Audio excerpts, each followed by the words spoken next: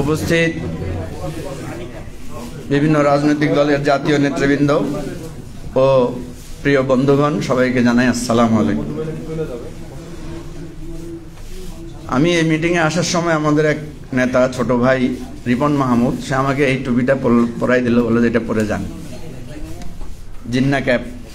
আমি ভাবলাম যে এখানে অনেকের মাথায় এরকম জিন্না ক্যাপ থাকবে, আইসা আমি তো ঝামেলায় পড়ে গেলাম। দেখলাম যে আমার যদি শেরওয়ানি থাকতো ওইটাও গায়ে দিয়ে আসতাম, গরম লাগলো, কোনো অসুবিধা নেই। আমাকে আতিক ভাই জিজ্ঞেস করতেছিল, তুমি এই টুপিটা পাইলা কোথায়? আমি বললাম যে এটা কাশ্মীর থেকে আনা হয়েছে, কারণ নবাব সলিমুল্লাহর আদি পুরুষ খাজা হাফিজুল্লাহ, উনি এই উপমহাদেশে এসেছিলেন ব্যবসা করতে। জানেন না, আন্দাজে কথা বলেন না। খাজা হাফিজুল্লাহ কাশ্মীর থেকে এসেছিলেন এই অঞ্চলে, এবং এই বংশ এবং এই জায়গায় এসে তিনি বসতি স্থাপন করেন এবং পরে তার পরিবারকে এখানে স্থাপন করেন, নিয়ে আসেন। ছোটবেলায় আমরা নবাব সলিমুল্লাহর নাম কিভাবে শুনতাম, আমি কিভাবে শুনতাম সেটা বলি।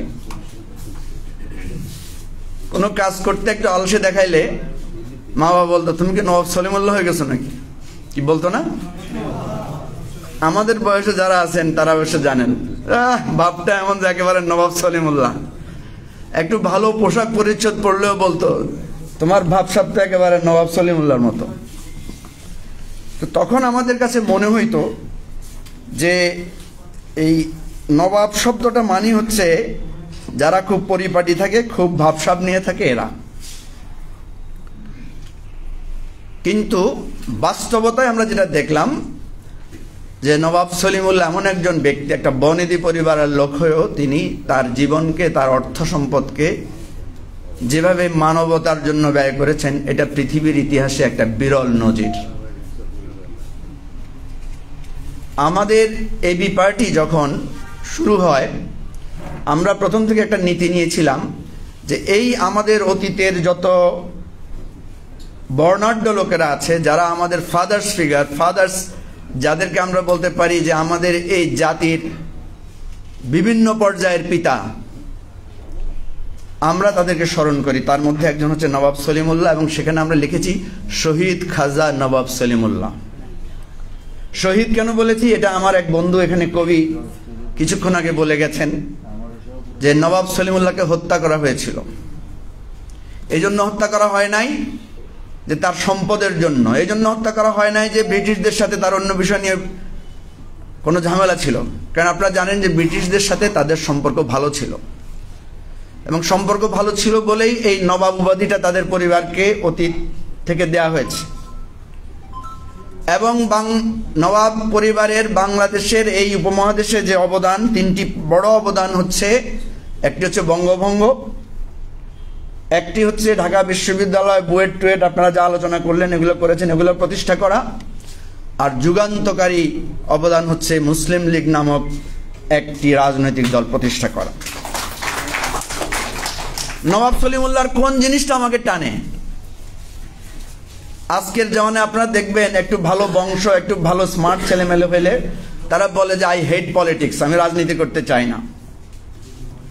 কিন্তু একটা বনেদি জমিদার পরিবারের সন্তান হওয়ার পরে নবাব সলিমুল্লাহর অতীত পরিবাররা কিন্তু কেউ রাজনীতি করেন নাই। ওনার আগের মাত্র এক বা দুইজন নবাব কিছুটা রাজনীতিতে সম্পৃক্ত হয়েছেন, সবচাইতে বেশি দৃঢ়ভাবে, কঠিনভাবে রাজনীতির হাত ধরেছেন নবাব সলিমুল্লাহ। তাহলে আমি মনে করি আমাদের দেশের আমরা যারা রাজনৈতিক সচেতন, আমাদের জন্য নবাব সলিমুল্লাহ একটা আদর্শ, একটা পথ নির্দেশ তিনি দিয়েছেন যে শুধু সোনার চামিচ মুখে নিয়ে মাম্মি ড্যাডির সন্তান হলে হবে না, দেশের জন্য, দেশের কল্যাণের জন্য, জাতির কল্যাণের জন্য কাজ করতে হবে। সেই পথ আমাদেরকে যদি এই উপমহাদেশে, এই আমাদের অঞ্চলে কেউ প্রথম দেখান, তিনি নবাব সলিমুল্লাহ। সেই জন্য নবাব সলিমুল্লাহকে আমরা ওস্তাদ মানতে পারি, কোনো সমস্যা নাই। এখানে কথা প্রসঙ্গে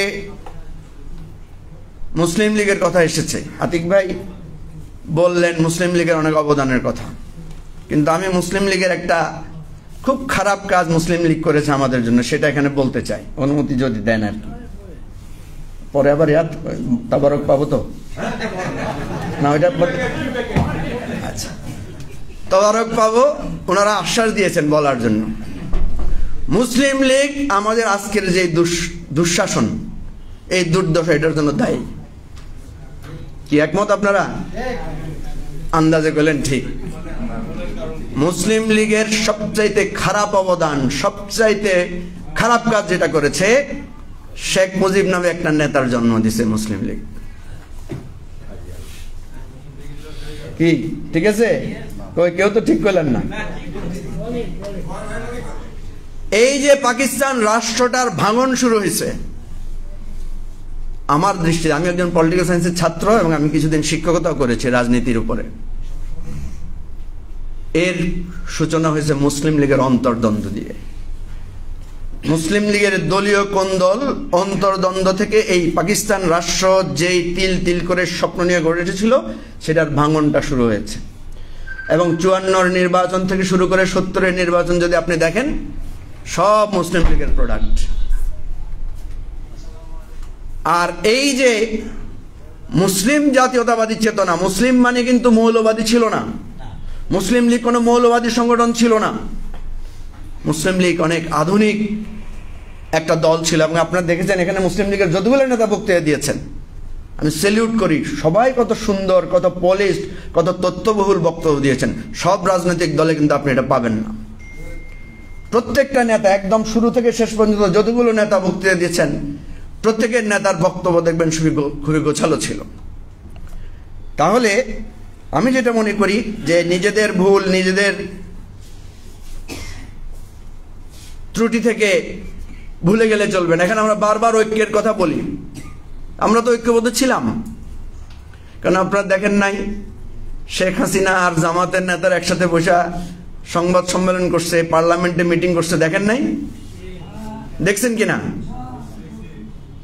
1/11-এর সময় বেগম খালেদা জিয়া আর বেগম শেখ হাসিনা তরকারি আদান প্রদান করছেন, দেখেন নাই? ভাই আমার মনে হয় পছন্দ করতেছেন না আমার কথা। দেখছেন তো? শুনছেন? একসাথে দোনোজনের ছবি দেখছেন না? দেখছেন। তাহলে একসাথে বসা, একসাথে চলা।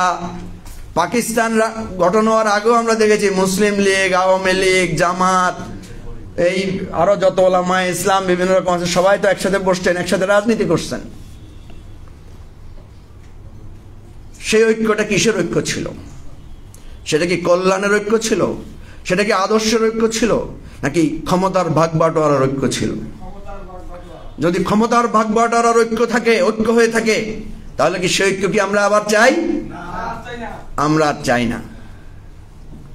আমরা যে ঐক্যটা চাই, যেই ঐক্যটা সারা নিখিল ভারতের একটা জমিদার প্রথার, একটা হিন্দু জমিদারদের বর্ণ প্রথার বিরুদ্ধে দাঁড়িয়ে মুসলিম লীগ প্রতিষ্ঠার মাধ্যমে একটা স্বাধীনতার স্বপ্ন নিয়ে কথা হয়েছিল, সেই রকম যদি একটা কার্যকর ঐক্য হয়, আপনাকে ঐক্য করে চিৎকার দিতে হবে না। আপনি কাজ করে এগিয়ে গেলে আপনার পিছনে সবাই এসে দাঁড়িয়ে যাবে। সেই জন্য আমরা দেখেছি মোহাম্মদ আলী জিন্নার সাথে এসে সবাই দাঁড়িয়ে গিয়েছিল। আমি সবসময় উদাহরণ হিসেবে বলি, এখন যদি এই বিল্ডিং এ আগুন লাগে, তাহলে দেখবেন এই যে মুক্তিযোদ্ধা সালাম ভাই, উনি যাই দৌড়ায়, যদি আগুন নিভানো যায়, আমরা 5-7 জন যদি যাই, বাকিরা সবাই আমাদের পিছিয়ে পিছিয়ে যাবেন না আগুন নিভাইতে? কেউ বলবেন না যে উনি বিএনপি করে বা উনি আওয়ামী লীগ করে বা কে করে, সবাই একসাথে আপনার পিছনে যে আগুন নিভাইতে কি হয়ে যাবে? সামিল হয়ে যাবে। আজকে যে জুলুম অত্যাচার হচ্ছে, দেখেন আজকে নবাব সলিমুল্লাহ কেন প্রাসঙ্গিক? বেনজিরের মতো একটা লোক সামান্য একটা ছোট্ট দেশের আইজি হওয়ার পরে আমরা দেখলাম যে এখন পর্যন্ত 12-13টি জেলায় তার সম্পত্তি সে কিনেছে। আমরা দেখলাম দেশে বিদেশে তার অগাধ সম্পত্তির খবর পাওয়া যাচ্ছে। অথচ আমরা দেখি নবাব সলিমুল্লাহদের তো কোনো লন্ডনে বাড়ি ছিল না, বাড়ি তো করেন নাই ওনারা। ওনাদের সাথে তো বিলাতে বাড়ি করার সুযোগ ছিল, বিলাতে সম্পদ তৈরি করার সুযোগ ছিল, কি বলেন ছিলেন না?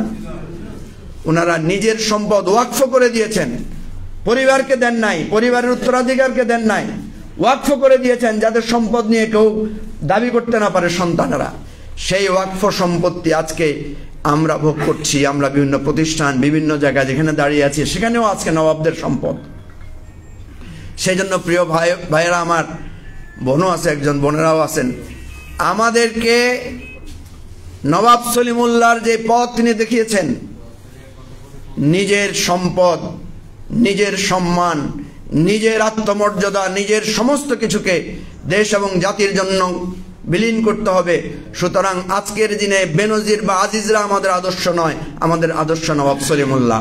আজকের দিনে ওই সমস্ত চোর, বাটপার, স্বাধীনতা এবং গণতন্ত্র হত্যাকারীদের বিরুদ্ধে আমাদেরকে ঐক্যবদ্ধ হতে হবে এবং সেই ঐক্যের সূত্র হচ্ছে আমরা সবাই যার যার সামর্থ্য আছে সেই সামর্থ্য নিয়ে আমরা কাজ করব এবং ময়দানে অটোমেটিক একটা ঐক্যবদ্ধ জায়গা তৈরি হয়ে যাবে। আপনার কথা আমার কথা, আপনার বেদনা আমার বেদনা যখন এক হয়ে যায় তখন আর নতুন করে ঐক্যের কোনো সনদ তৈরি করতে হয় না।